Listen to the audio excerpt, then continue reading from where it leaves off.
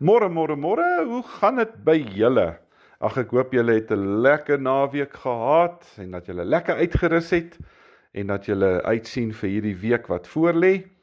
Natuurlik maar nog soos altyd is dit maar besige dae en weke, maar ons kan nie ons week begin en ons dag begin as ons nie eers vir die Here gevra het vir sy krag en genade nie. So kom, doen dit elke oggend weer.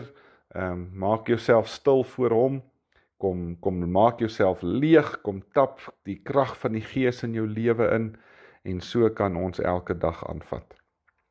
Ek wil vanmôre begin in Lukas 12. Dit is dieselfde soort weergawe as wat jy vind in Matteus 6, want Jesus praat oor die bekommernisse van die lewe. Nou, die soortgelyke gedeelte kom in Lukas 12 voor, en ek wil vanoggend vir julle vers 1 en 32 lees. 31 sê, beywer julle vir sy koninkryk, dan sal hy julle ook hierdie dinge gee.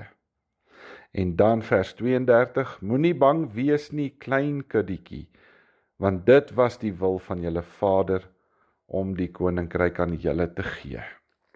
Weet julle, ons is maar net mense, nie?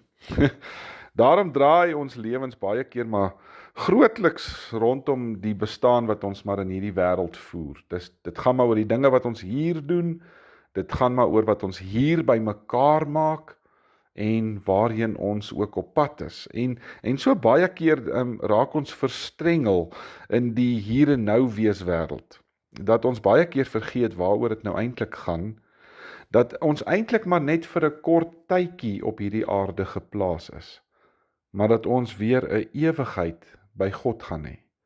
En weet julle, die ironie is, dat so min van die dinge waaraan ons hele lewe wy, dan eintlik so belangrik gaan wees. Dink so 'n bietjie vanmôre daaraan.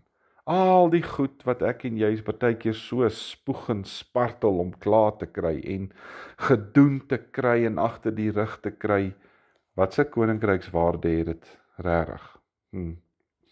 Ek meen, ons ken die beloftes van God se woord, en ons het ook al so baie geleer, dat kommer jou eintlik maar niks in die sak bring, behalwe maar net om jou vreugde te steel nie.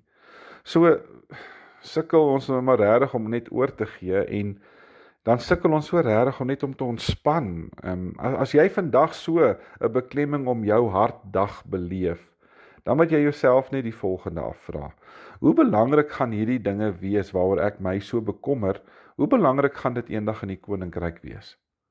Hoeveel daarvan het regtig ewigheidswaarde? Hoe kan ek hierdie situasie hanteer, dat ek God ook hierin kan verheerlik? En dis die eintlike vraag wat 'n ou moet vra. Want God weet wat ons nodig het. En mag die Heilige Gees jou kom help om jou perspektief en jou rus te vind in dit waarheen jy op pad is, en ook in wie saam met jou op jou reis is. Kom ons maak die oë toe, dan bid ons saam. Dankie Hemelse Vader, dat ek my rus en vrede by U kan kom kry. Help my om elke dag weer daarop te fokus, in Jesus se naam. Amen. Baie dankie julle moet 'n mooi en 'n geseënde dag hê.